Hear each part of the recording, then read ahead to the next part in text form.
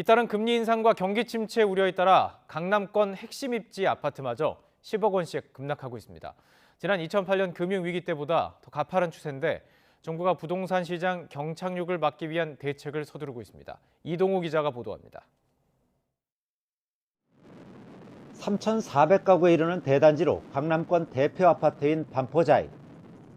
하지만 고금리 여파로 전용 면적 84제곱미터가 최근 30억 원에 매물로 나왔습니다. 직전 거래가 39억 원보다 9억 원 정도 떨어진 가격입니다. 낮게 거래를 하기 위해서 내놓은 거죠. 그게 이제 저 사평역 끝에 있는 143동 같은 거 밑에 층. 전반적으로 고객들은 떨어질 거 생각하고 안 사죠. 같은 평형 전세도 지난 6월 22억 원 하던 것이 최근 12억 3,750만 원에 거래돼 10억 원 가까이 급락했습니다. 강남의 핵심으로 꼽히는 압구정동 아파트도 최고가에 비해 10억 원 가까이 떨어진 매물이 나오고 있습니다. 서울 잠실과 경기도 과천, 수원, 광교, 광명시 아파트 등도 10억 원 가까이 급락하거나 반값에 거래되는 등 집값 하락세는 점점 가팔라지고 있습니다. 잇따른 금리 인상으로 거래 절벽이 심화하면서 가격 하락세가 지속될 것으로 보입니다. 서울 강남권 등 고가 아파트 시장에서도 가격 하락폭이 커질 전망입니다.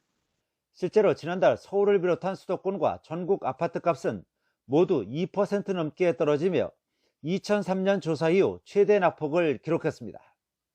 2008년 금융위기 때보다도 더 떨어진 것입니다. 아파트 전셋값도 서울, 수도권 전국 모두 2% 넘게 떨어지며 역대 최대 수치를 갈아치웠습니다. 이런 가운데 은행권 주택담보대출 변동금리의 기준이 되는 코픽스가 한 달 만에 0.36%포인트 올라 4.34%를 기록해 2010년 이후 최고치로 치솟았습니다. 급기야 윤석열 대통령도 부동산 시장 연착륙을 위해 부동산 규제를 과감하게 풀겠다고 약속했습니다.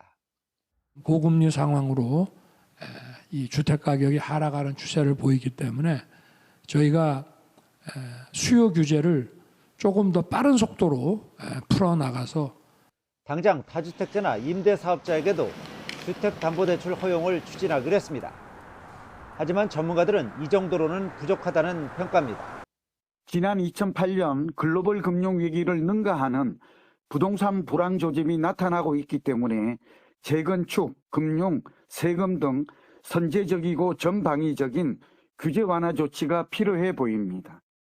정부가 부동산 시장 경착륙을 막기 위해 추가로 어떤 대책을 내놓을지 관심이 쏠리고 있습니다. YTN 이동호입니다.